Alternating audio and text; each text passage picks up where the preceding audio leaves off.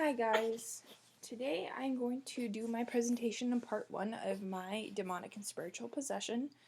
I am what I'd call myself a historical type person. I don't necessarily believe in demons one way or another. I don't believe they don't exist. I don't believe they do exist. But I do love studying the history of demonology. It spans centuries, several. I'm talking hundreds of civilizations, and they all have their own little twists to it. So very fascinating. So let's get going. So the first thing, define spiritual possession. This is just a generalized, non-religious definition of spiritual possession.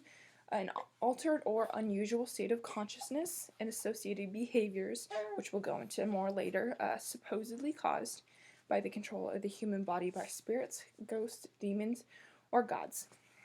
And like I was saying, how prevalent the belief in demons is.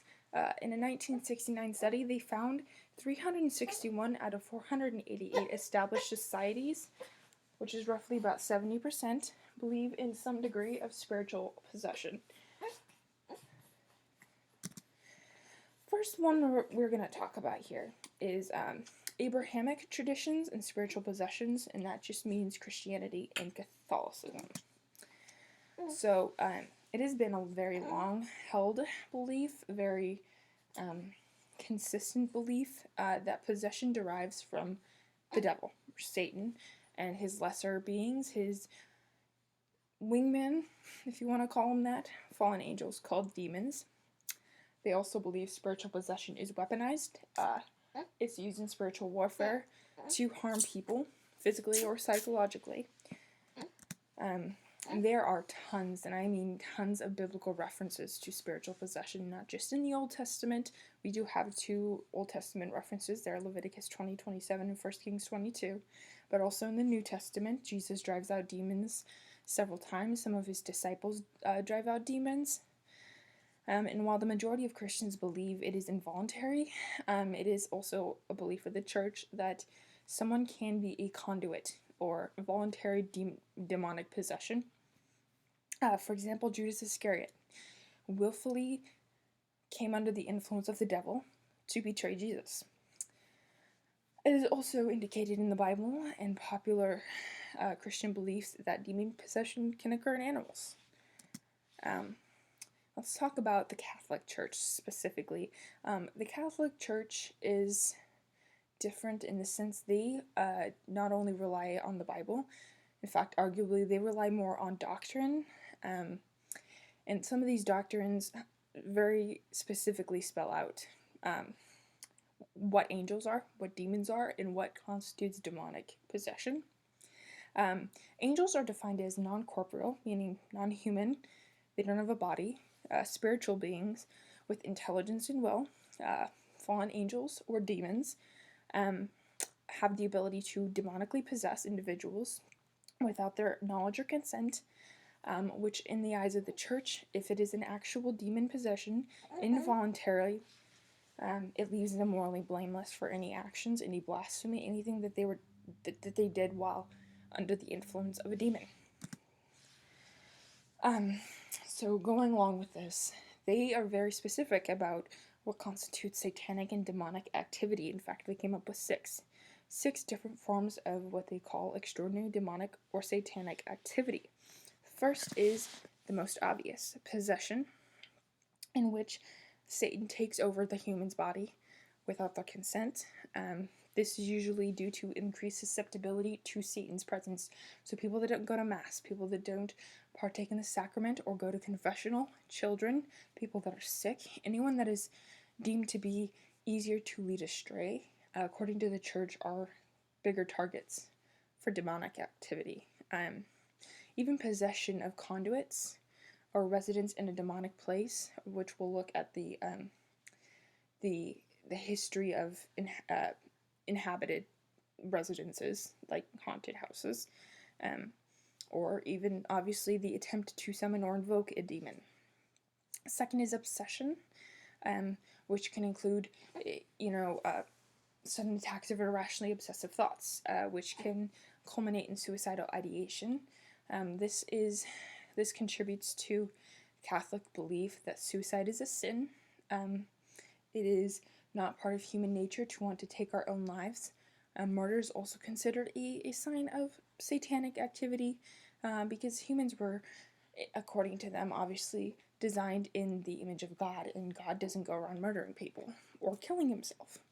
So therefore, they have to attribute that to a demonic possession. Oppression. There's no loss of consciousness or involuntary action. This one is pretty vague. This is not something that is part of popular demonic culture. External physical pain caused by Satan or demons. Infestation, which is what we're talking about with haunted houses, objects, conduits, or animals. And then subjection, which a person voluntarily submits to Satan or demons. And then if we stray away from the Catholic Church and just go to Roman Protestant demonic possession, manifestation of superhuman strength. You'll see in popular depictions of exorcism that people are, have to be held down by 10 or 15 people, If you've ever seen The Nun at the end, and also they show the beginning of this in the Conjuring movie as well. Speaking in tongues or languages that the victim could not possibly know. Now, in The Conjuring, Frenchie was a poor French boy living in Romania, not finished even 2nd grade. So there's no way he could have been able to speak perfect Latin. Revelation of knowledge that the victim cannot know. In Catholicism, especially old Catholicism, this is called knowledge of God. And then blasphemous rage, obscene hand gestures, the use of profanity, and aversion to holy symbols, names, relics, or places. So, we're talking crucifixes, churches, holy water, even the name of God. This is a pretty modern definition and criteria for diagnosis of demonic possession. Most church officials are staunch on the idea that a medical and psychological examination must be completed before the church can diagnose an official demonic possession and order an exorcism. Catholic doctrine is actually very strict about this. Mental illness should not be misdiagnosed as demonic influence. To me, obviously, most of what you're reading can fit about the criteria for demonic possession can pretty much be attributed to any number of mental illness. So, and then this is what I was talking about, going back to the older history of demonic possession in the Catholic Church. King James I in 1597 was one of the first church officials to officially talk and publish about the criteria of demonic influence upon an individual. Spectra. That's what I was talking about with haunting of houses or solitary places. Spectra also include conduits. Obsession, outward torment of an individual intended to weaken or cast diseases upon the body. Possession, the entrance inwardly to an individual to cause uncontrollable fits. And then fairy, being the influence those who voluntarily submit to consort, prophesize, or servitude, so people that become conduits for demons. Now, these are also older views, Baptist and evangelical. The Baptists are very against witchcraft. It's a very common belief among the Baptists that any communication with the dead or attempt to communicate with the dead is a behavioral conduit, like saying satanic chants, reading satanic publications. Those are all behavioral conduits. In fact, this is such a staunch belief of theirs that in May of 2021, so just 2 years ago, the Baptist Union of Great Britain issued a warning against spiritualism. So, believing in spirits, warning that it could lead to a spiritual oppression, or obviously we know that means demonic possession. Evangelical views on possession are very outdated. The evangelical church is very, very, very old. and very, very, very, very conservative, old-fashioned.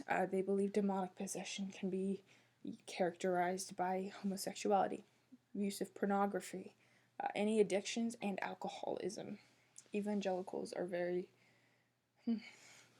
not with the times. Their descriptions of people who are demonically possessed also include the ability to prophesize or see the future, great strength, which we saw with Roman Christian beliefs of demonic possession, and like I said earlier, knowledge that one shouldn't know can speak of Christ. Those are taken directly from the Bible, Acts 16:16, Acts 19:13 through 16, and Mark 3:7 through 11. And another highlight of evangelical belief in demon possession is that they do not believe someone that is truly with Christ can be possessed by a demon, because the Holy Spirit already occupies their spirit and their soul, so therefore there is no room for the devil. Now, we're going to kind of switch gears from the Catholic and Christian churches and look into non-Christian perspectives on demonic possession, specifically Islam. In Islam, various creatures such as jinns, shaitans, and afarits are what are believed to be responsible for the demonic spiritual possession. According to several Muslim legends, sleeping near graveyards or near tombs or near dead bodies, it's believed to enable contact with the ghosts of the dead, including the shaitans and afarits, which we'll talk about in a second, who then visit the person in their dreams and reveal hidden information to them, therefore leading to, the ability to prophesize,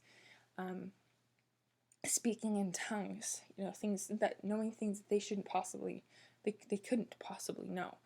So as you can see, the views may differ a little bit in language and in specifics, but at the core, all religions believe in the same basic principles of demonic possession.